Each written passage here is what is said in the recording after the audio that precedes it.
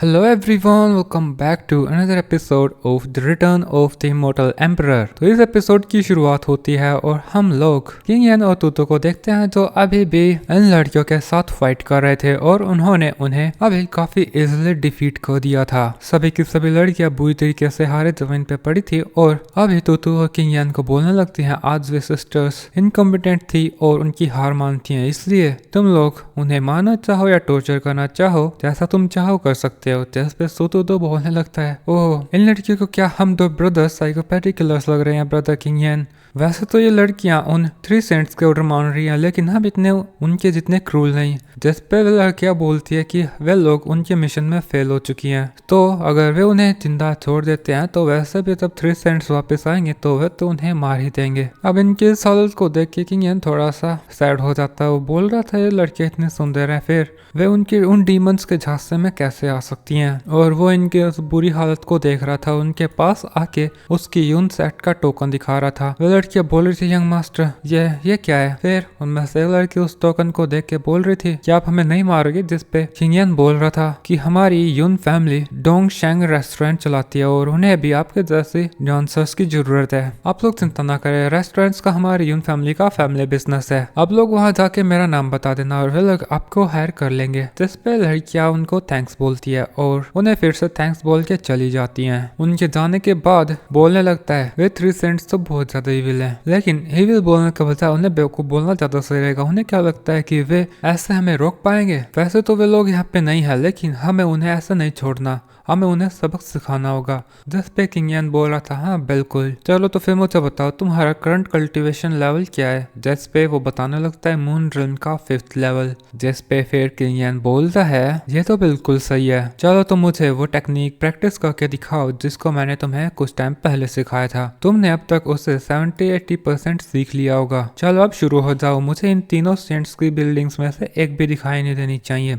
और जो बोलते साथ ही तो उस टेक्निक का यूज करने लगता है जिसे किंग यान ने उसे सिखाया था और सीधा आसमान में आके एक आयरन रोड के साथ प्रैक्टिस करते करते इन 3 सेंट्स की बिल्डिंग्स के ऊपर अटैक करने लगता है। और देखते ही देखते ये सेंट्स की बिल्डिंग नीचे गिरने लगती है। दूसरी साइड हमें बाकी जीनस डिसाइपल्स को दिखाया जाता है जिनमें से एक कपल लड़का दूसरे को लड़की को प्रपोज कर रहा था और वो लड़की का हैरान चेहरा देख के पीछे मुड़ के देखता है। और वो ही नहीं, बाकी सब जितने भी जीनियस डिसाइपल्स थे वे बहुत ज्यादा हैरान रह गए थे कि ये किंग यान और सोतुतु क्या इतने पागल हैं कि ये सेंट्स की बिल्डिंग को कैसे गिरा सकते हैं। क्या ये उनसे बिल्कुल नहीं डरते, उनकी फैमिली से क्या इन्हें बिल्कुल डर नहीं लगता। लेकिन ये दोनों तो हमारे मेन हीरोज हैं, तो इनको किसी से क्यों ही डरना। अब इनकी ये सारी हरकतें दूर से जो डीन था वो भी ऑब्जर्व कर रहा था। वो बोल रहा था, वो किंग यान तो जैसा मैंने सोचा था वैसा ही है, उसे तो कॉन्सिक्वेंसेस की कोई परवाह नहीं और सोतुतु भी बिल्कुल उसके जैसा है। और अब ये दोनों एक साथ हैं, इन दोनों से अच्छी चीजों की तो उम्मीद की ही नहीं जा सकती। ठीक है, वैसे तो ये दोनों मतलब ही है, लेकिन अब मुझे समझ में आ गया है कि जब तक हम लोग इनके साथ होनेस्ट रहेंगे तो ये लोग हमें धोखा नहीं देंगे।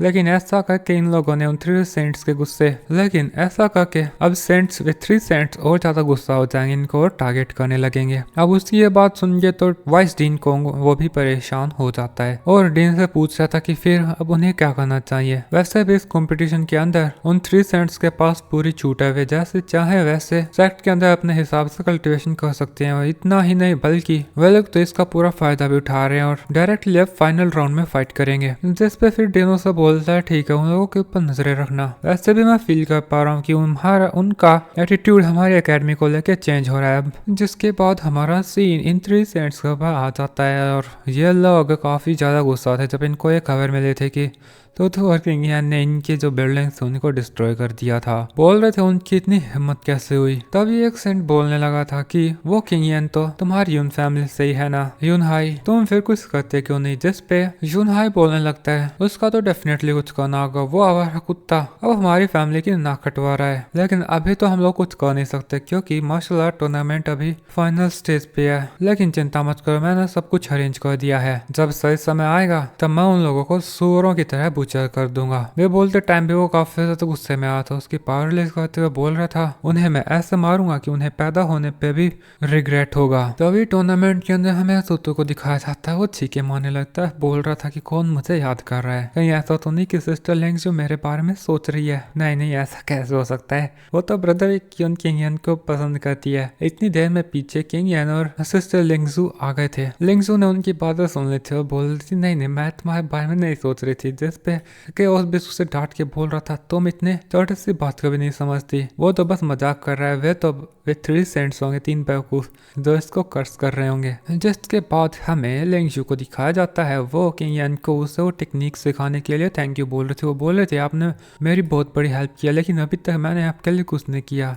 ये प्रोटेक्टिव एमुलेट मैंने आपके लिए बनाया है, आप प्लीज इसे रख लीजिए, ये आपकी बहुत मदद करेगा। जिसके बाद किंग यान भी उसे ले लेता है और तुझे थैंक यू बोलता है। अब ये देख के तू भी बोल रहा था सिस्टर मेरे बारे में क्या आपने मेरे लिए भी कुछ बनाया है। जिसपे लिंगजू उसे वाटरमेलन दे देती है कि ये आपके लिए है, ये आपकी एनर्जी को रिस्टोर करने में बहुत मदद करेगा। बेचारा तो शर्मिंदा हो जाता है, क्या ही बोलता, इतने प्यार भरे गिफ्ट को चुपचाप ले लेता है। जिसके बाद हमारा सीन चेंज होके टीचर मो पे आ जाता है। वो एक अनाउंसमेंट कर रहा था कि फाइनल राउंड अभी शुरू होने वाला है। इस राउंड के अंदर 1-on-1 फाइट होगी। इन फाइट्स के अंदर कोई भी एक्सटर्नल हेल्प नहीं ले सकता है और ना ही किसी डर्टी टेक्निक का यूज कर सकता है और ना ही वो सिविलियंस को इंजर करेगा। जो भी इन रूल्स को वायलेट करेगा वो उनकी क्वालिफिकेशंस खो देंगे। अब टीचर मो को यहाँ पे रेफरी बनता देख के तो बोल रहा था किंग यान को कि ऐसे रेफरी किसने बना दिया, मुझे लगता है कि ये हमारे अगेंस्ट डेफिनेटली कुछ करेगा। इतनी देर में जो टीचर मो था वो लिंगजू और जो ये के बीच में एक मैच अनाउंस कर देता है। तो लिंगजू भी फटाफट स्टेज पे आ जाती है और उसके सामने जो ये पहले से ही खड़ा था। वो बोल रहा था ओह मैंने तो उम्मीद नहीं करी थी कि मुझे एक ब्यूटीफुल लड़की से फाइट करनी पड़ेगी, मैं इसे माना कैसे बियर कर सकता हूँ। जिस पे लिंगजू से बोलते हैं तुम एलिट क्लास से और मैं जीनियस क्लास से हूँ, इसलिए तुम्हें मुझे हर्ट करने के लिए वरी नहीं करना है और होल्ड बैक करने की भी कोई जरूरत नहीं है। जो सुन के तो जो ये बोल रहा था अच्छा ऐसा है, फिर तो तुम बहुत पछताओगी और सीधा है उसके ऊपर अटैक्स करने लगता है। जैसे ही वो अटैक करता है तो लिंगजू पीछे हो जाती है, लेकिन इनकी फाइट रुकती नहीं और ऐसे ही इनकी एक दूसरे के ऊपर पावरफुल अटैक्स करते जाते हैं और इन फाइट के अंदर जो ये था वो मुश्किल में पड़ता दिखाई दे रहा था और सिस्टर लिंगजू इस मैच को जीतते दिखाई दे रही थी। तभी जो ये था वो एक अटैक करता है, लेकिन वो अटैक एक स्नीक अटैक भी था। उसके अंदर उसने उसके हाथ के नीचे एक निडल छिपा के रखी थी। जिस चीज को तो भी ऑब्जर्व कर लेता है और वो एक पत्थर मार देता है जो कि सीधा ही जो ये के पैर से लगता है तो वो सीधा नीचे गिर जाता है और इस प्रकार सिस्टर लिंगजू ने इस मैच को जीत लिया था। लेकिन जो टीचर मो था उससे एलर्जी हो जाती है। वो बोल रहा था कि लिंगजू ने आउटसाइड हेल्प का यूज किया है इसलिए उसकी क्वालिफिकेशन रिवोक करी जाती है। जैसे सुतो नाराज हो गया था, वो बोल रहा था उसने कैसे आउटसाइड हेल्प यूज करी, मुझे तो ऐसा लगता है कि तुम ही हमारे साथ चालाकी कर रहे हो, तुम अच्छे से जानते हो कि इस जोवी ने पॉइजन निडल का यूज करने की कोशिश करी। लेकिन वो बोल रहा था पॉइजन निडल कहाँ पे है, मैंने तो कुछ भी नहीं देखा, तुम बस बकवास कर रहे हो। लेकिन तो फिर आगे आके उसके हाथ से पॉइजन निडल को निकाल लेता है और उससे दिखा रहा था उसके हाथ पे 3 पॉइजन निडल्स थी। जो देख के टीचर मुंह और ज्यादा अनॉय हो जाता है। वो बोल रहा था कि ये तो बस कंसेल्ड वेपन है और ये रूल्स के अगेंस्ट नहीं है। जिस पे फिर किंग यान बोल रहा था अच्छा ऐसा है तो क्यों ना मैं तुम्हें इन नीडल्स से पियर्स कर दूं, और वो उसे नीडल्स से पियर्स करने ही वाला था जिससे टीचर मो डर जाता है। वो बोल रहा था कि तुम रेफरी को डिसरिस्पेक्ट कर रहे हो, क्या तुम डरते नहीं मुझसे। जिस पे किंग यान बोल रहा था अच्छा, और फिर वो जोवियो को ही उसकी नीडल से हर्ट कर देता है जिससे उसे तुरंत तो कुछ नहीं होता, लेकिन फिर वो चिल्लाते हुए बोल रहा था हाँ मैं ठीक हूँ, इन नूडल्स के अंदर कोई भी पॉइजन नहीं है, तुम तो बस मुझ पे झूठा रोप लगा रहे थे। और फिर वो किंग यान के ऊपर अटैक करने जा रहा था, लेकिन तभी उस पॉइजन का असर हो जाता है और आराम से जमीन पे गिर गया था। किंग यान बोल रहा था ये स्पीड क्रशिंग पाउडर है, इसे तो कल्टिवेटर्स का नेमेसिस भी बोला जा सकता है, क्योंकि इस पॉइजन से इंजर होने के बाद अगर कोई उसकी स्पिरिचुअल पावर का यूज करता है तो मौत निश्चित है। ऑडियंस में भी भरोसा हो गया था कि हाँ जो वी ने डर्टी ट्रिक्स का यूज करा, और उनका भरोसा टीचर मो से भी अभी उठ जाता है। वो सोच रहा था कि वो उनकी मदद कैसे कर सकता है, लेकिन सिचुएशन को टीचर मो समझ आता और वो बोलने लगा था कि जो मुझे रूल्स को ब्रेक किया है इसलिए मुझे उसे डिसिप्लिन करना होगा। अब यहाँ पे हमें पता चलता है कि जो ये टीचर मो का ही डिसाइपल है और वो उसे हाथ से भिजवा देता है। और अभी वो किंग यान और तूतू को भी बोलने लगा था तुम लोगों ने भी मैच में इंटरफियरेंस करने की कोशिश करी है, इसलिए तुम्हारी भी क्वालिफिकेशन रिवोक। अब इससे आगे वो बोल नहीं पाता क्योंकि यहाँ पे वाइस डीन कॉन्ग आ जाता है। वो बोल रहा था, टीचर मो, क्या आप जो करने वाले हैं वो क्या आप सच में करना चाहोगे? तो सुन के तो टीचर मो तुरंत से सावधान हो जाता है और फिर बोलने लगता है कि किंग यान और तोतो की जो शार्प ऑब्जर्वेशन स्किल्स हैं मैं उनसे इम्प्रेस होता हूँ। उन लोगों ने जस्टिस करी है और इसके लिए वे तारीफ तो डिजर्व करते हैं। शाबाश लड़को, चलो अब साइड हो जाओ, हमें अगला मैच शुरू करना है। क्योंकि वो वाइस डीन कॉन्ग की मौजूदगी में तो यहाँ पे कुछ कर नहीं सकता था। जिसके बाद अगला मैच अनाउंस होता है और उसके अंदर हम लोग एक बहुत ही खूबसूरत लड़की को देखते हैं जो सुतोतो से रिलेटेड है और ये लड़की भी बहुत ज्यादा ब्यूटीफुल है। उसके आने से हर कोई बस उसे ही देखे जा रहा था। लड़के आपस में बात करने लगते हैं। अभी अभी जो लड़की आई है वो कुछ ही टाइम पहले एलिट क्लास में आई थी और ऐसा कहा जा रहा है कि वो भी किसी जीनियस डिसाइपल से कम नहीं है। एक लड़की जो खूबसूरत भी है और टैलेंटेड भी है, कौन उसे इम्प्रेस नहीं करना चाहेगा। इस लड़की का नाम सू ये है और तो इसे देख के उसका मुंह ही खोलते रह जाता। उसे देख के वो बहुत ज्यादा इम्प्रेस हो गया था। जो देखे गिंगियन समझ गया था कि हाँ इनकी भी बैक स्टोरी होगी कुछ। फिर तो अगला मैच अनाउंस होता है, वो सू ये और जिन गैंग के बीच में होता है। जिसके बाद दोनों प्रतिद्वंदी एक दूसरे के सामने आ जाते हैं और अपना लड़ाई करना शुरू कर देते हैं। सो ये जिसका वेपन विप था वो उसका काफी कमाल के तरीके से यूज कर रही थी और काफी खतरनाक हिट करते करते वो जिन गैंग को बहुत बुरी तरीके से हरा रही थी। उसने उसकी फुल फाइट को डोमिनेट किया था। अब इनकी फाइट से हर कोई सोये का नाम चिल्लाने लगता है और उन्हें उनकी गोडेस डिक्लेयर कर रहा था। उन्हें अब बिल्कुल यकीन हो गया था कि इस मैच को सोये ही जीतेगी। तभी किंग यान भी तोतो को बोल रहा था कि लगता है कि तुम इस लड़की को जानते हो। तो वो खुद का तुरंत ही होश संभाल के बोला था, हाँ ब्रदर। और फिर केओस बीस भी उसके पास आके बोला था, क्या तुम उसे जानते हो? क्या तुम उसे पसंद करते हो? वो बताओ, शर्माओ मत, हमसे क्या ही छिपाना। जिसके बाद दोस्तों ऐसे ही मैचेस कंटिन्यू रहते हैं और एक के बाद सारे मैचेस को हमारे हीरोज जीतते जा रहे थे और फाइनली फिर से एक मैच हमें दिखाया जाता है जिसके अंदर सू ये को जाव रूलोंग नाम के बंदे के साथ फाइट करनी थी। और इस बंदे का जो वेपन था ना वो इंपीरियल लेवल के ट्रेजर्स की 2 स्वॉर्ड्स थी। जो देख के तूतो को तो भी याद आता है कि ये लड़का तो पिछले साल का चैंपियन था और ये तो यून हाई का अंडरडॉग भी है, तो ये डेफिनेटली सोये को परेशान करेगा। और वो फिर चिल्ला के बोलता है, सोये सावधान रहना। उसके ऐसा चिल्लाने पे जाव रूलोंग ने भी उसे देख लिया था। वो बोल रहा था, हाँ, तेरी बारी भी जल्दी आएगी।